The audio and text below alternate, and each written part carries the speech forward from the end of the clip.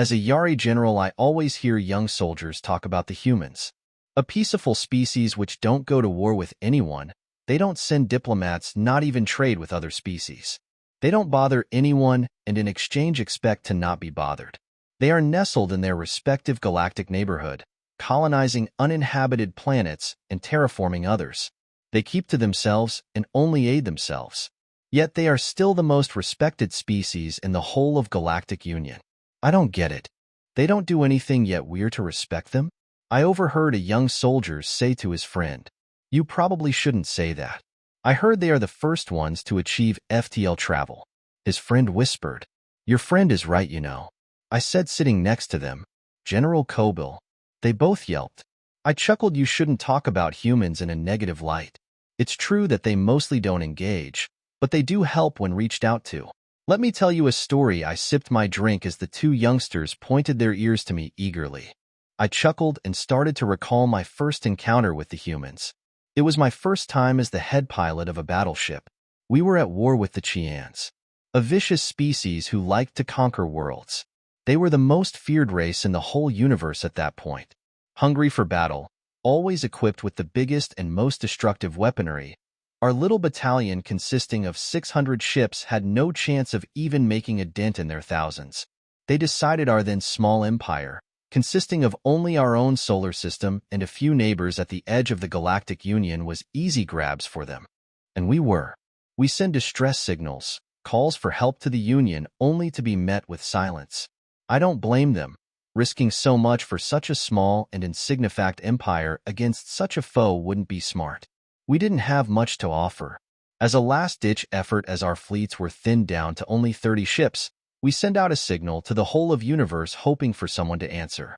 Thankfully, as I was sure it was the end of us, an answer came through. The translation was harsh, but we could make out that help was on the way from humans. Not even a few seconds later, about 10 ships showed up. I was disappointed then. 10 ships to aid us? Was the respect the humans had from all the high-ranking officers and generals just an inside joke? 10 ships? I was getting mad, but didn't voice my anger. They came to help when no one else would. And help they did. They ordered us to stay back as their ships launched at the enemy. The highly advanced and destructive weapons of the Chians were making no damage to the human ships' shields, barely grazing them, bouncing off, as if they weren't just blasted with the force of hundreds of bombs. I heard a human voice come through the speaker of my ship. "Well, guys, seems like we were vastly overprepared, huh?" I heard what could be considered laughter? Overprepared? They must have been joking. The translator must have been wrong. No way they were saying this. "Well, step back, guys. I've got this," I heard a softer, more higher voice say. I checked over and over, but the basic premise of the translation seemed to be correct. Step back. I have got this? Was this human really taking thousands of Chian ships on their own? I watched as the other 9 ships retreated back, and I heard cheers coming from the speaker as a single missile was shot. A single missile? Were they playing games with us? Giving us false hope in a sick and twisted suicide play? I soon learned what they meant by being overprepared. As the missile reached the middle of their fleets, it exploded with a bright light. I couldn't see for a few seconds.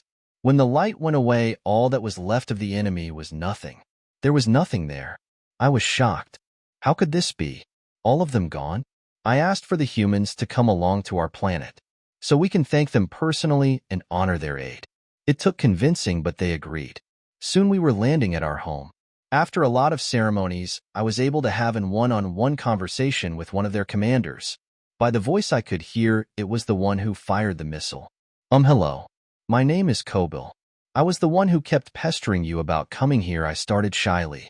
I was hoping to establish a friendly atmosphere. It seemed to work, as the human woman, as I came to know, chuckled. "Zoe Marley. Nice to meet you, Kobil." She smiled. "I have a question. What was it that you fired at the Chians?" I asked, fumbling with my feathers. She sipped her drink. "Well, it was an antimatter bomb with an anti-antimatter quantum field, which is weirdly not positive matter field." She chuckled. The joke went over my head.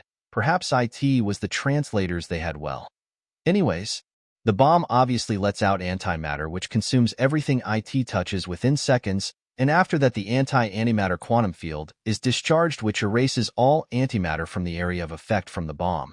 It's all complicated quantum mechanics stuff which I don't completely understand. I mean, that's what the scientists are for, right? She chuckled again. I chuckled Oswell, not fully grasping what she said. Antimatter bombs aren't a new thing in the Galactic Union, but they are only small area bombs. Too big of an explosion and IT would consume everything. And here humans found a way to make it bigger and contain IT. Better yet, find a way to erase it. Antimatter bombs always leave a contaminated field, if too big. That's when I understood why they were so respected. If anyone went to war with them, they would be wiped off the face of the universe. I have another question, if it's all right, I asked shyly. Fire away, she said, looking at me. Is it true you were the first ones to achieve FTL travel? She shook her head no. But we were the first ones to do so and survive. Well, at least according to historical records.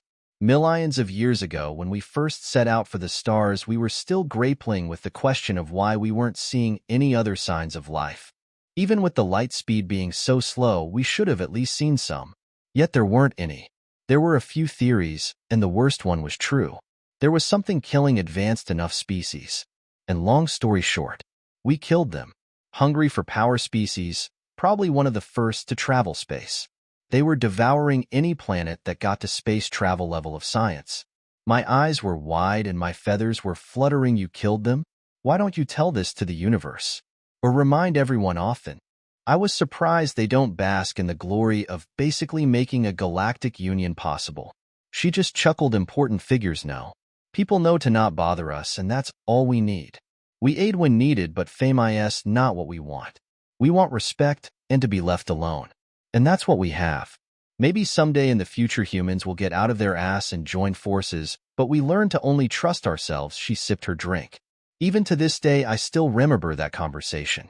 And the reason they don't teach this in schools, because they don't want us to. If they wanted to, they could rule the whole universe.